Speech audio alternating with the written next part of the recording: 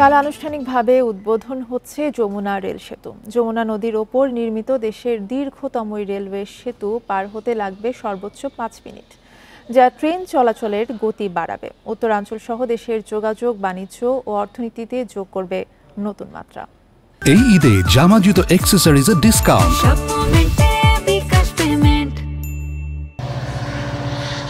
যমুনা সেতুর পাশ ঘেঁষে গড়ে উঠেছে আরেকটি রেল সেতু। 12 ফেব্রুয়ারি থেকে এতে পরীক্ষামূলকভাবে চলছে ট্রেন। এখন আনুষ্ঠানিকভাবে উদ্বোধনের অপেক্ষা। 2006 সালে যমুনা সেতুতে ফাটল দেখা দেওয়ার পর ট্রেন চলার গতি বেঁধে দেওয়া হয় 20 কিলোমিটার। এতে সেতু পার হতে এক একটি ট্রেনের সময় লাগত 20 থেকে 25 মিনিট। এছাড়া একটি মাত্র লাইন থাকায় দুই প্রান্তে অপেক্ষা করতে হতো ট্রেনগুলোকে। ডাবল ট্র্যাকের নতুন রেল সেতুতে ট্রেন চলতে পারবে 120 কিলোমিটার গতিতে। এক একটি ট্রেনের পার হতে সময় লাগবে 3 থেকে 5 মিনিট। উত্তরাঞ্চলে যে কৃষিজাত পণ্য যেগুলো আছে সেগুলো আমরা রেলপথ পরিবহন করতে পারবো। একই সঙ্গে পার্শ্ববর্তী প্রতিবেশী দেশ থেকে মালামাল আমরা ওরা আমদানি করি, সেই আমদানি মালামাল আমরা পশ্চিমাঞ্চল থেকে পূর্বাঞ্চল পর্যন্ত পরিবহন করতে পারবো।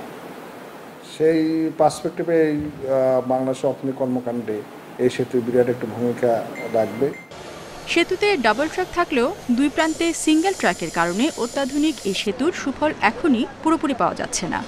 প্রতিনিয়ত বাড়ি থেকে আসা যাওয়া করে আমরা কাজে যোগদান করতে পারবো, এটা আমাদের জন্য অনেকটা ভালো হবে। যদি আমাদের এই রাস্তাটা 2 লাইন হয় তাহলে আমাদের সুবিধা হবে, আমরা এতে উপকার পাবো। যমুনা রেল সেতুর পুরো সুবিধা নিশ্চিতে কাজ চলছে বলে জানিয়েছেন রেলওয়ের মহাপরিচালক। প্রকল্প নেওয়া হয়েছিল জয়দেবপুর থেকে সিদ্ধি ডাবল লাইন, এটা চাইনিজ অর্থায়নে, এটা প্রজেক্টটা চাইনিজরা এটা তাদের এই প্রজেক্টটা তারা ফান্ড উইথড্র করে নেয়, প্রত্যাহার করে নেয়। আমরা এখন